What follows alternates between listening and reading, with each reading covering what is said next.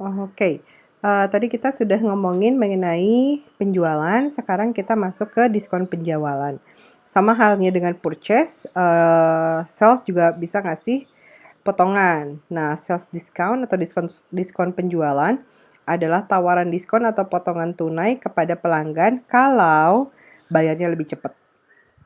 Contohnya gini, jika suatu penjualan kredit itu punya syarat 3/10 N/30, artinya diskonnya sebesar 3% hanya akan diberikan kalau pembayarannya dilakukan dalam jangka waktu 10 hari sejak transaksi tersebut dilakukan.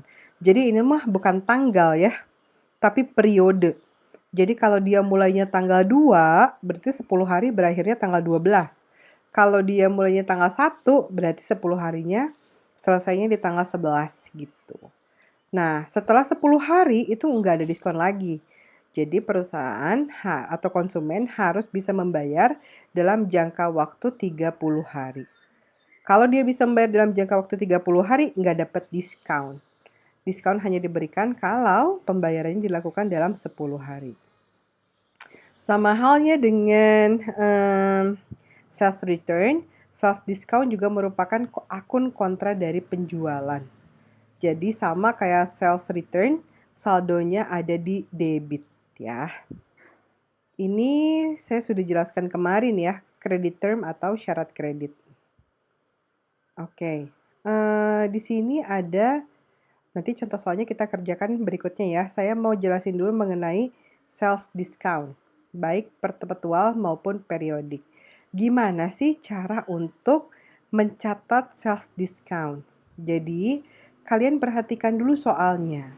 Nanti di soalnya akan ditemui credit term atau tadi apa namanya credit term itu syarat kredit.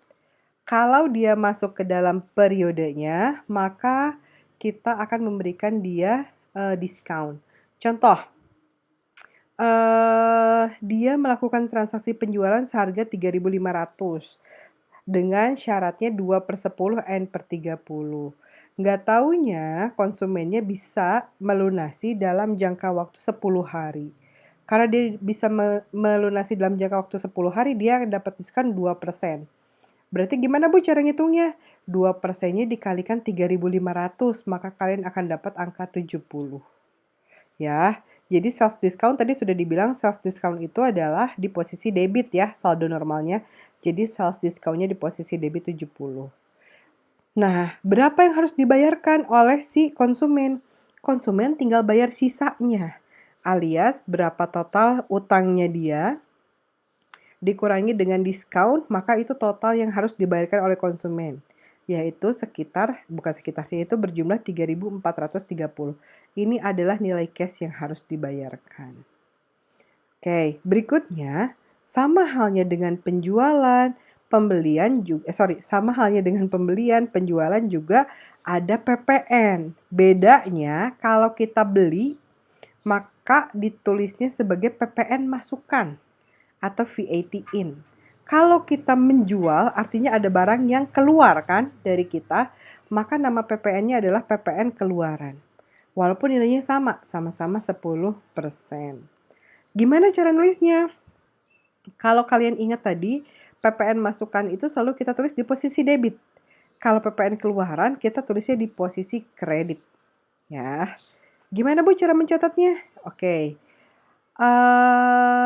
sama kayak pembelian, penjualan itu si PPN-nya akan nempel ketika mereka melakukan transaksi penjualan. Contoh ya untuk yang pertama, tadi kan kita udah bilang jurnalnya ketika penjualan itu cash pada sales ya, kalau dilakukan secara tunai. Nah, kalau ada PPN maka cash, sales, ditambah lagi satu kredit lagi yaitu PPN. Gitu ya. Ini perpetual dan periodik jurnalnya sama. Yang berbeda adalah ketika nanti uh, kalian melakukan penjurnalan perpetual harus ada yang tadi saya bilang cost of goods sold pada merchandise inventory. Bu, kalau PPN yang keluaran ngaruh nggak Bu ke COGS? Jawabannya tidak. Jadi PPN keluaran hanya ngaruh ketika dia nge-record sales-nya aja. Tapi ketika mencatat cost of goods sold-nya itu tidak ada pengaruh dari PPN. Paham ya sampai sini ya? Ini. Nanti terakhir kalian akan menghadapi yang namanya berapa sih yang harus dihitung PPN-nya yang harus disetorkan kepada kantor pajak. Nah, setoran kepada kantor pajak itu merupakan selisih antara keluaran sama masukan. Artinya, kalau keluaran itu adalah yang hasil penjualan ya, yang masukan adalah hasil pembelian. Jadi nanti berapa total keluaran dikurangi total masukan, itu adalah yang harus disetor ke kantor pajak. Jadi kalau yang disetor ke kantor pajak itu bukan semuanya, tapi hanya selisih antara keluaran sama masukan. Kalau PPN keluaran, ini kan PPN keluarannya lebih besar ya. Dalam hal PPN keluarannya lebih kecil, maka dia tidak harus nyetor ke negara. Jadi tidak ada setoran untuk kas negara. Sampai sini bisa dipahami atau tidak mengenai mengenai jurnal penjualan.